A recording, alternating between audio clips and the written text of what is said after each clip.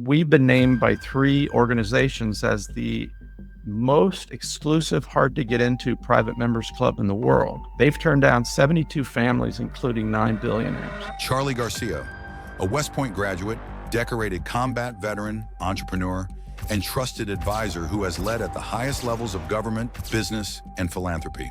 Today, he serves as a managing member of R360, one of the world's most exclusive communities of families devoted to shaping legacies that reach beyond wealth. He is also the creator of the F.I.S.H.E.S framework: financial, intellectual, social, human, emotional, and spiritual capital. With it, Charlie shows that legacy is not about accumulation, but alignment. Living with purpose, investing in people, and leaving behind values that endure for generations. Our goal with R360 is to get to 1,000 people, 500 in the US, 500 abroad, and to touch 3 billion people in a positive way. I mean, we have members right now that are doing things that are almost touching 100 million people.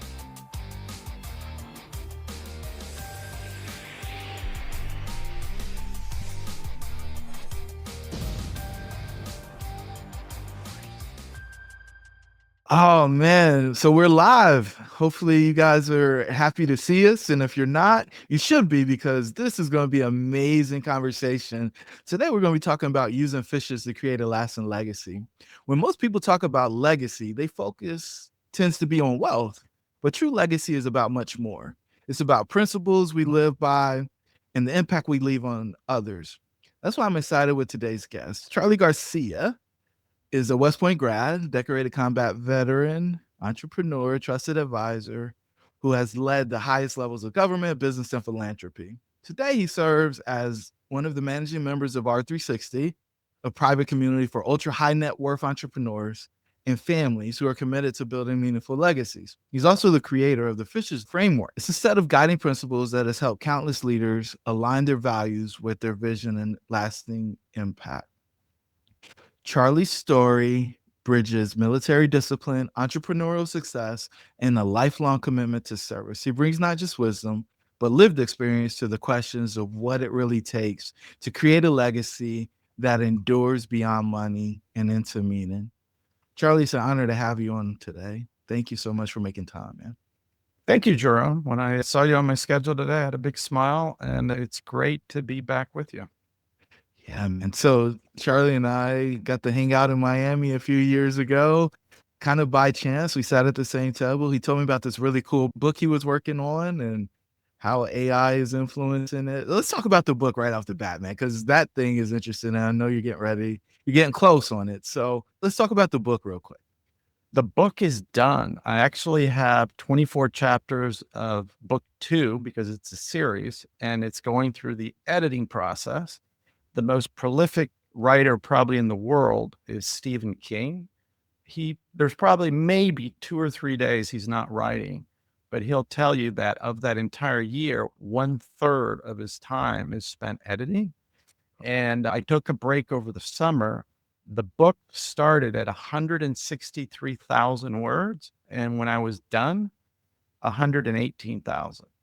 And Wow. it's tedious, man, because I had 91 chapters, and you go through chapter 1, 2, and then, it's very tedious, but necessary, because that's a big compression, right?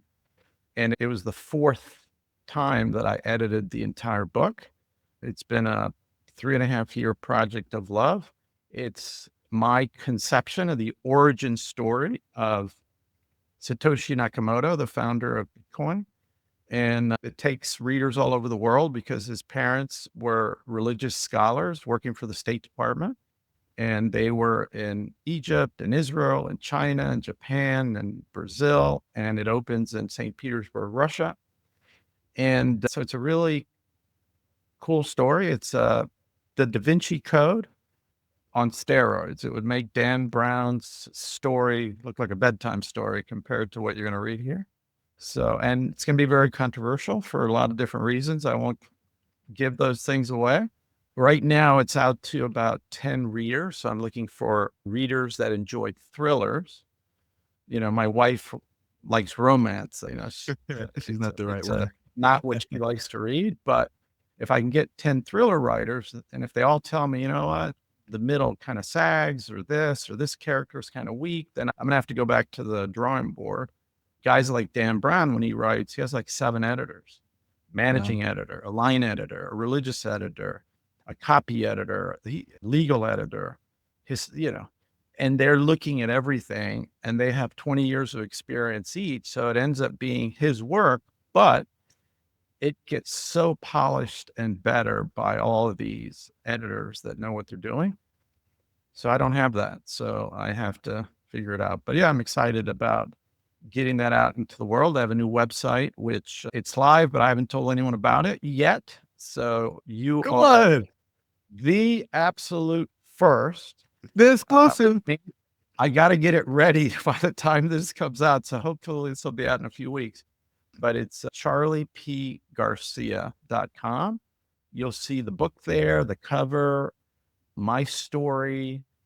I had to kind of isolate like my hero page, like what am I all about? So you'll see it and you can tell me. And I talked to my web designer. We're going to do some edits and a bunch of stuff that we got to integrate over the next weeks. And the other big thing I've done since I think we last talked, Market Watch, which is a sister publication of the Wall Street Journal, they gave me the first outside column to a non-employee in 11 years. So you get to So write. it's called Charlie Garcia's Market Sense. And you can go to Market Watch. I've probably written 30 articles. I had to write 12 at first. One of my articles hit 800,000 readers, which they said is astounding. Wow. And it's because the way I write with satire, sarcasm, dark humor. I make fun of people. My wife read it and some things I said about the Catholic Church and the Pope. She said, I'm going to go to hell. But I do it all in fun because I think that boring financial stuff should be illegal. So when I write things, and one of the fascinating things is for every article I write, I'm getting about 30 to 50 responses from all over the world. And they all write like, Dear Charlie, blah, blah, blah. And I answer them all. And I answer them in the same style. So they have on Market Watch, the number one franchise is called Moneyist. 10 years old, super great column by an Irish financial writer, but he's also has a degree in psychology. And he had a radio show where he was answering financial questions involved with relationships. Somebody died, inheritance, that you're fighting with your this or a divorce. And he has a very empathetic way of teaching, but also dealing with these relationships. So, Dear Abby is one of the best columns ever, and so I sent some of these Dear Charlie emails with my responses, and the editors were like, holy cow, this is just gold. So what we're going to do is I come out with 2 columns a week, but on Friday, we're going to do Dear Charlie. And the idea is that I would pick 2 of the like 50 responses to profile, but then we got to anonymize it. Like, Right. Some guy wrote me 28 years as a government employee in Virginia, and he figured out a way to buy Bitcoin with his like pension. And he was asking these questions. So, and I always end with like a PS. That's really funny. Yeah. But the people that are writing me aren't looking for like, these are like sophisticated guys that are reading like Zero Hedge or, I'm kind of like the world's going to die. The Fed is like debasing our currency. You like save yourself while you can kind of folks. So it's like the financial, I told them, consider me a work correspondent from the financial apocalypse of what the Fed is doing by debasing our currency, like 8% inflation every year. If you look at when Nixon took us off the gold standard in 71, the dollar today is worth about 1.5 cents.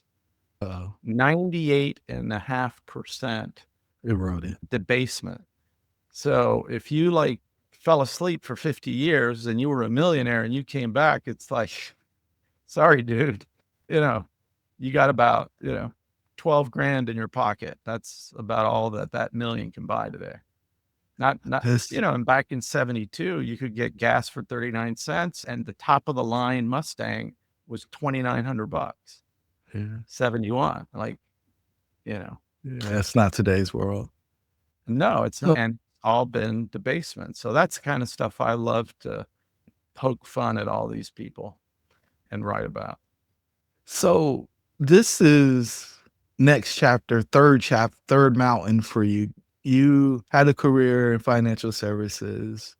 You now lead R360, which the way I characterize it when I talk to other people about it is it's a group of people that have centimillionaire status.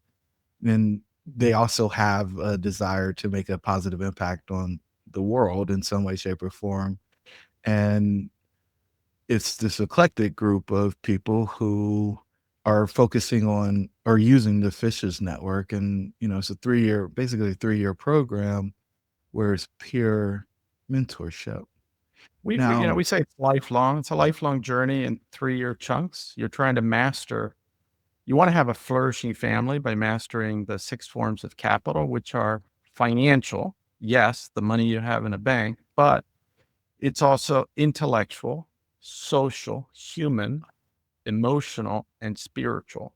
And we'll have 6 full day meetings on those. And the financial is not only like who's managing your money, yourself or somebody else, but if you get hit by the proverbial bus, what happens? Does your wife know or husband know where the Bitcoin is? What if you and your spouse go down in a plane? What happens to your kids if they're young? Who's going to take care of them? So, and we have a meeting this tomorrow of designing a 100-year plan, like for 100 years after you're gone. How do you create children that are going to be happy, lead a purposeful life? So, those things are important. And we've been named by 3 organizations as the most exclusive, hard to get into private members club in the world. Why? There's a membership committee. I'm not on it. They've turned down 72 families, including 9 billionaires. 15 of our members now haven't gone to college. 9 didn't go to high school or graduate from high school, but 5 of the 9 are billionaires.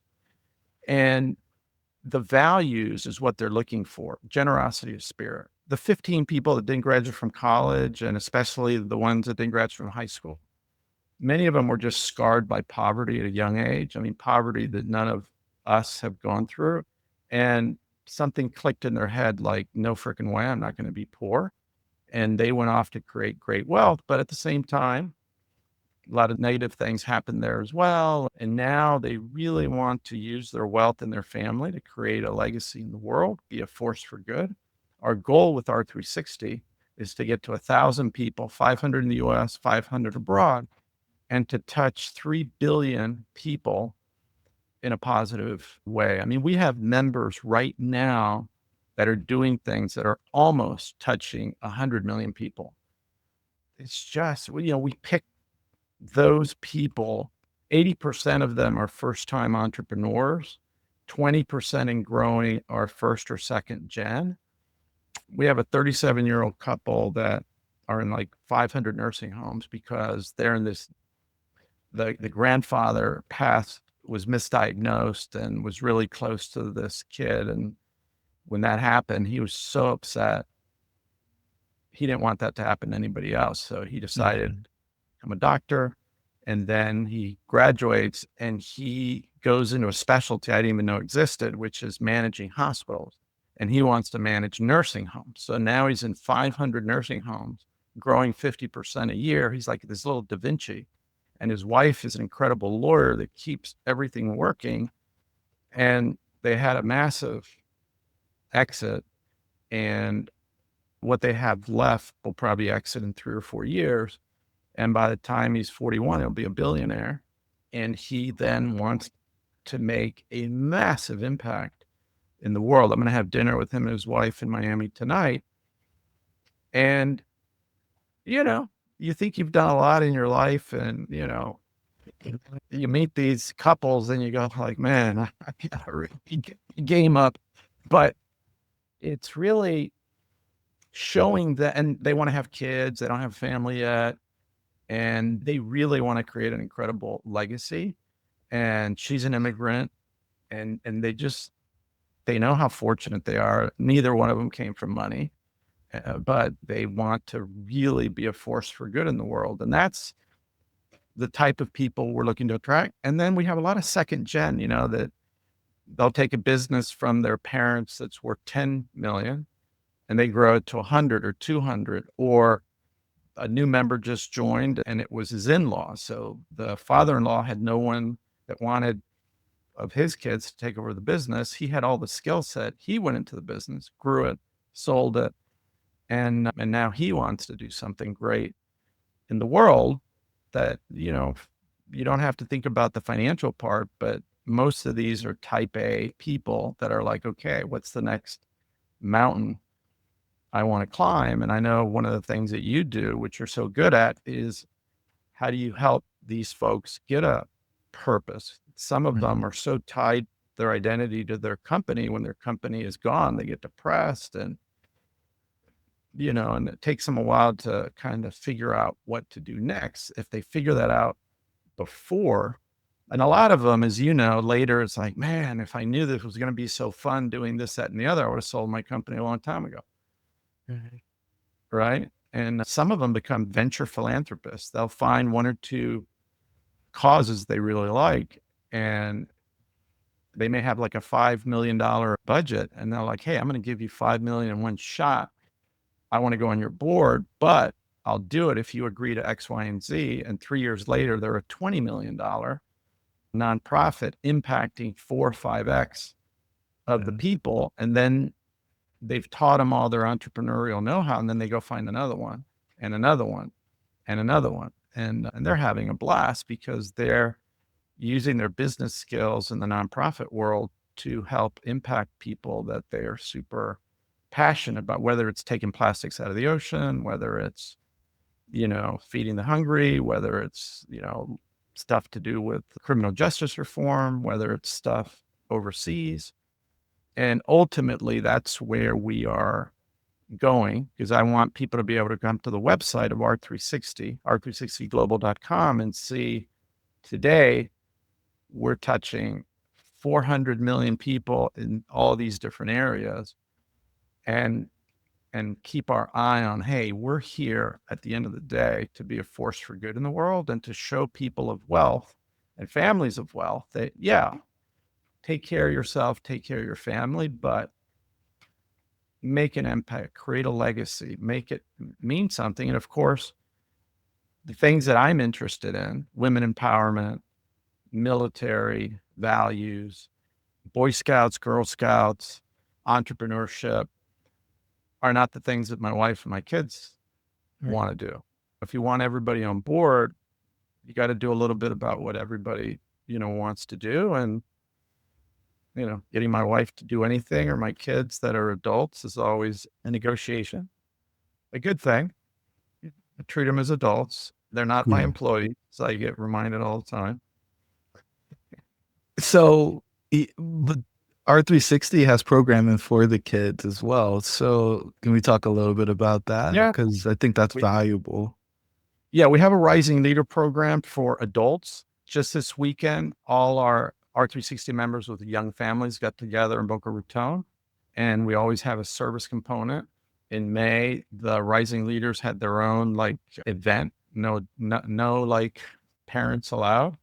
And they went to Utah, and it was like 4 days retreat. They want to do something in the Amazons.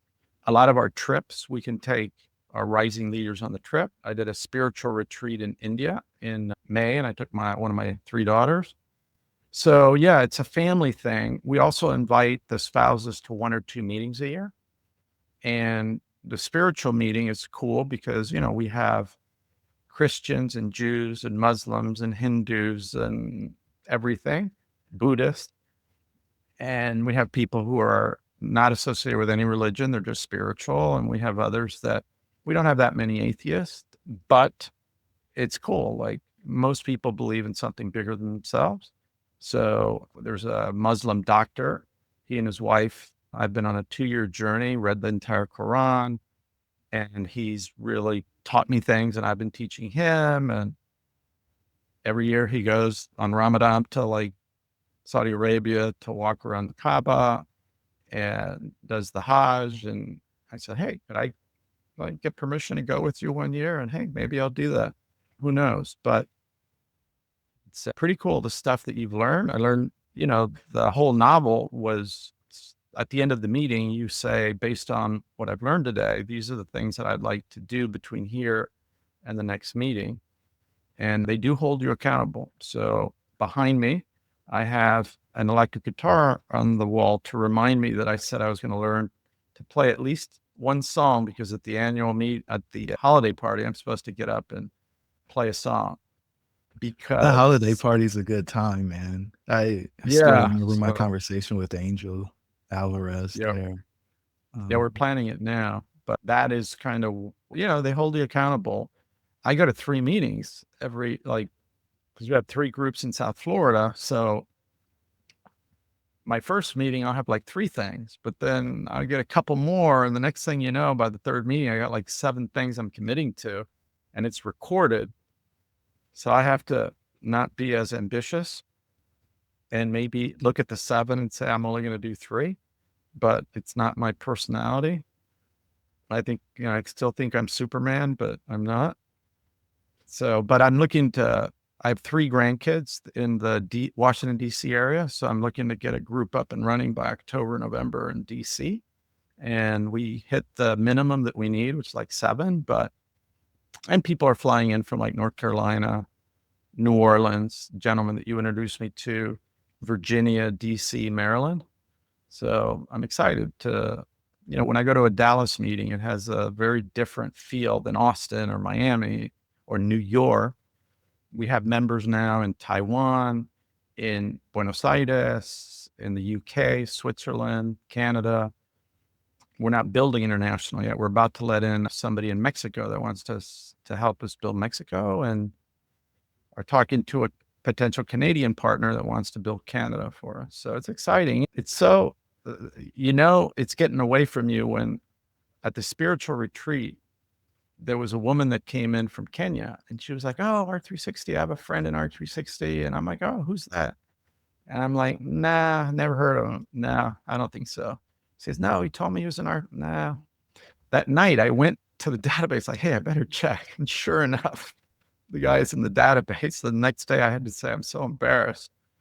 I didn't know. It's like a member in Austin, right? So I guess that's a good thing that, and then I said, okay, I got to call him. So I set up a Zoom to meet him. But one of my commitments this year is to go to at least one meeting in each of the cities, so I don't lose track of the connectivity. But at that's 150 members, starts getting away from you. So, as we wrap this up, because what I hear is diversity of thought and experience and approach to life.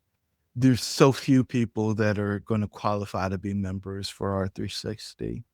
For those out there who aren't going to achieve that financial status, what's something that you would encourage them to do in spite of having that level of wealth?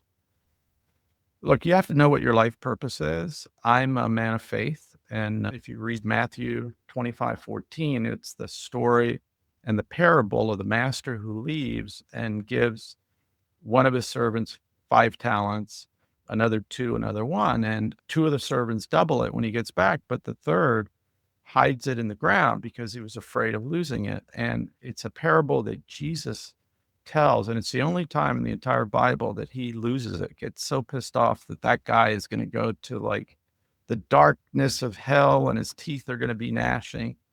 But what it's really about is that we all have a God-given purpose. There's 8 billion people on the planet, but everybody comes with a unique gift that they can use to help others. 10% of the human population, at least in the US, have an entrepreneurial gene to go create a company, which is a lot of ups and downs. But even if you're a professional, even if you're a school teacher, you can generate 1 million in income and enough to have a nice life if you live below your means. And again, wealth is just financial is just a component. Intellectual capital, the things that you're learning, AI and all of the other things, human capital, your health. I mean, what's the point of having a life and wealth? You're not going to be healthy. Social, like your friends, your brand, the communities, the things that you join to help others. And then emotional, like your resilience and being happy. And then, I'm a man of faith. A lot of our members are just spiritually connected to something bigger than themselves. And I think that's important. Sometimes it's just knowing your life purpose. Sometimes my 8-year-old daughter knew when she was 8 what her purpose was. My other kids, not so much. It took me till I was 50. But once you do, you lead a really supercharged life and knowing your values, and then getting rid of people in your life that are energy vampires that suck the life out of you. They have like a black cloud. They always complain. They're a victim. They bring you down. Get away from them. Hopefully, those aren't family members, but if they're friends, get yourself new friends, because you are a combination of the 5 people you hang out the most with. So, and then I have my entire life, I had mentors and coaches. So a coach holds you accountable. That's what Jerome does. He's a great guy. And, invest in yourself, invest in somebody that's going to help you create a plan, help you find your purpose, help you through those tough conversations. If you're having problems with partners, bosses, if you know you need to make a change, but you're like scared to do it, a good coach will hold you accountable to help you figure out what's coming next. And sometimes, and I've done it before, you just surrender to the universe, not knowing what the hell is going to come next, but you know that what you're doing is going to destroy you. It's just sucking the life out of you. And you just leave and you surrender to the universe. And sure enough, one door closes and 2 open, and you just got to kind of shake the knob. It is America, man. I was just in Denver with the guy that came from Ethiopia with literally nothing in his pocket, him and his wife. His daughter, 5 kids, just got into the medical program, full scholarship at the University of Pennsylvania, Ivy League. He's an Uber driver that has 3 homes. He worked 12 years in a gas station, saving money. And then he finally went and set up a business. He has 3 black cars. He's taken his excess cash flow and has 3 homes, one of his and 2 that he rents out. And now his oldest daughter got into UPenn. He just came back crying. He's Muslim, super nice guy. We've become friends. And he was just telling me, like, Kyle, I came with nothing, man, from Ethiopia. I didn't even speak English. And now he's like the most happy guy. He's like, only in America, only in America. And if he can do it, anybody can do it. He had no education, none. He ended up going for like 2 years to a community college in Denver. And now he has contracts with ICE. He and his wife, like, they move documents from one office to another for ICE. This is America, man. You can do anything. But sometimes you need someone like Jerome to kick you in the ass, inspire you, and hold you accountable. So with that, so good to be with you again, Jerome. Charlie, this was awesome, man. We covered so much ground in such a short amount of time. We'll have to have you back before the end of the year where we can dig in deeper Love for and give the folks some more. So maybe when you get ready for the launch of the book, we'll bring you back and dig in, man. Thank you so much for your time today. Have a great week. You too. To the listeners, your dreams should be real. We'll catch you on the next episode.